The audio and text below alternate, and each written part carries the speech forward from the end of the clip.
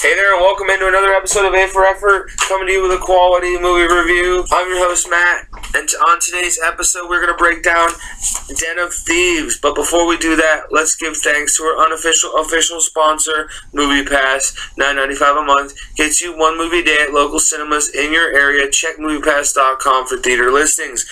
Den of Thieves, to me, was a wonderful movie.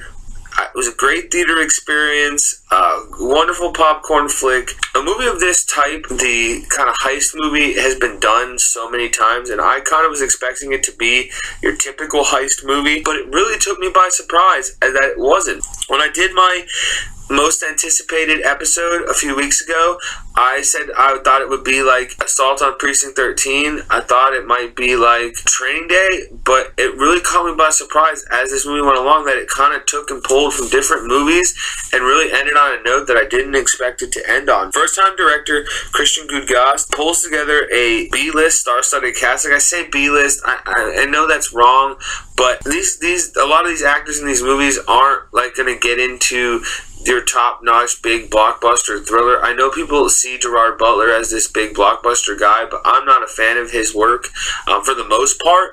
Sometimes he really knocks it out of the park with some of his movies, and sometimes it's a real miss. And for that, I was surprised by his performance. I was surprised by his character. I was surprised by the overall of the movie. So the movie stars Gerald Butler and Pablo Schreiber. Gerald Butler plays the head officer, Nick O'Brien, and Pablo Schreiber plays Merriman, the head thief. The movie also stars in supporting roles O'Shea Jackson Jr., who's Ice Cube's son, 50 Cent, and Evan Jones. Evan Jones, I know him as Cheddar Bob from 8 Mile.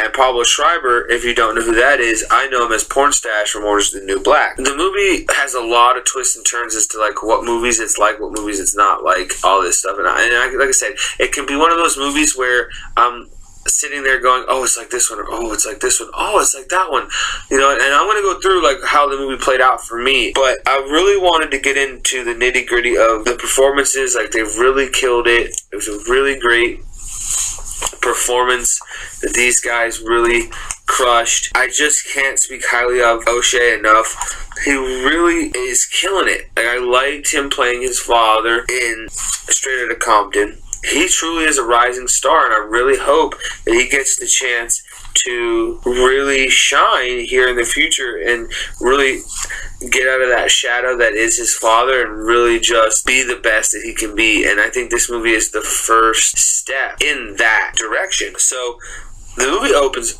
I'm going to start by saying this, that we got there a few minutes late. Not to the movie itself, like we didn't miss the movie, but we got there and we got our popcorn, got our drinks, got to our seats, and the movie, the crawl, so to speak, Star Wars speak, was already playing. And the crawl of this movie was about LA being had the most bank robberies in U.S. history. And again, that could be right, but I really thought that the town said that about Boston. So I was a little confused by that at first, but again, it doesn't matter either way. They can say that, or they can, either one could have the right to that, or it could just be made up for the movie. Who knows? I need to do some research on that, and it's something that kind of got me intrigued, and I need to know more about it. So that is where the movie opened, and it opens on a heist of an armored truck. And this is where the movie kind of took an Ocean's turn right off the bat, because you find out the next day when they are being investigated by Gerald Butler's crew of police that they stole an empty armored truck. So this is where the plot thickens into an Ocean-style movie where I'm like, okay, are we going to get a misdirect of that kind? The plot to the movie is that the thieves want to rob the federal bank. They have information that on any given day, millions and millions of dollars get circulated through the Federal Reserve, and at the end of each day, there are bills taken out of rotation, and when they're taken out of a rotation, they get shredded and incinerated, and they're no longer, they're gone. And so they come up with the plan of like, okay, well, we can steal this regular money, but they can track us through the number on the bills, if we used it. It's clean money. But we can steal this money when they take it out of circulation. It's been retired, so to speak, and they can't track that money. So they're like, but nobody's ever been able to steal the money from the Federal Reserve. Many people have tried. Many people can't even get through the front door. So the movie plays out, and they start scoping out the place. They start scouting it. You know, they even say, like, you know, you can't walk past the building twice in the same day without them coming out to check security. So they're very limited on what they can do, but they do it, right? They do what they have to do. They scout it out, and then that's where the movie, I'm like, okay, this is a very Ocean's-esque movie. It's playing out very Ocean style compared to when I thought, oh, it's going to be a Training Day. Because there are still elements of Training Day in there, because the cops aren't good cops. They're not genuine cops. Gerald Butler's character is a drunk. He likes to have sex with strippers instead of his wife. And speaking of that, there's a very, I personally feel, an unnecessary plot of Gerard Butler getting divorced because his wife gets a text that he meant to send to a stripper, and then it leads to him going to see his daughter later in the movie to say goodbye, and you start thinking, oh, he's going to die at the end of this movie, and it's like, no, like, he doesn't die, so why do we even have this plot? I don't know. But that's neither here nor there. Because the movie really centers on the thieves, and that's really how the movie, like, that's really where the movie needs to center on, and that's what it does center on. I could have used more 50 Cent.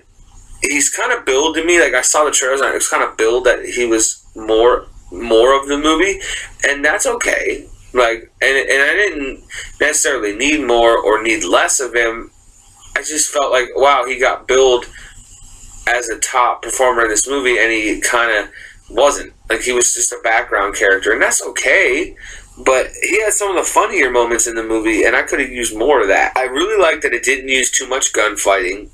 And in today's day and age, with the gun violence that we're all hearing about, the last thing you need is a lot of gun violence. The movie opens on a gunfight where they kill a lot of police officers. The movie ends on a gunfight, but in the middle, there's not much of that, which is good, because you don't want too much of it. You don't want to center the movie on that and kind of lose the plot that you have in this movie.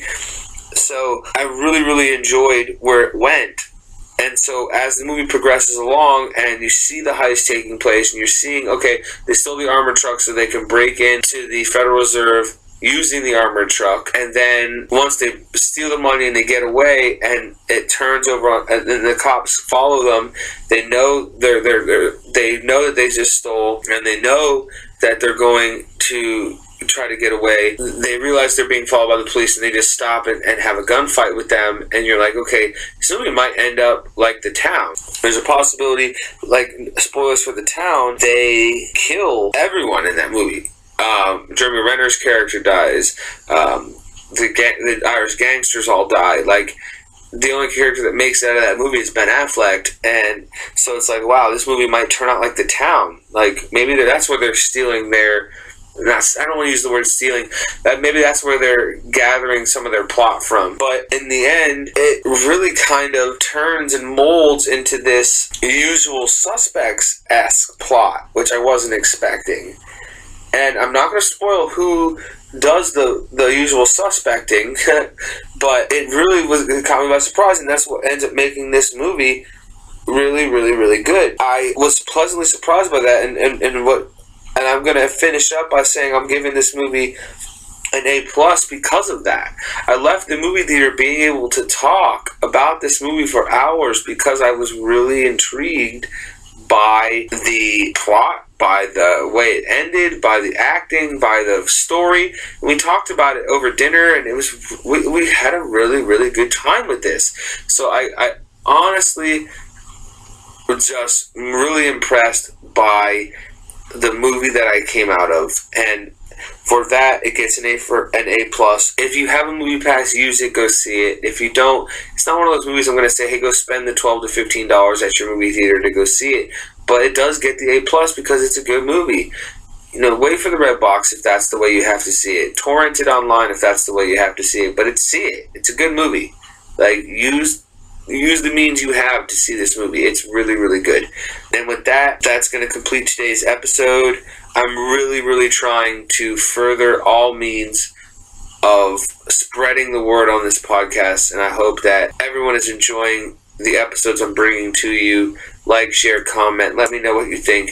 Tell me if I can do better. Tell me what you want to hear from me. Hopefully going to do Maze Runner, Death Cure, I, Tonya up next, possibly. I really just want to know what you guys think of these movies as well. Comment, like, review. Again, all of it helps. And I've been Matt, your host of A for Effort Movie Reviews. Come back and listen to us again soon.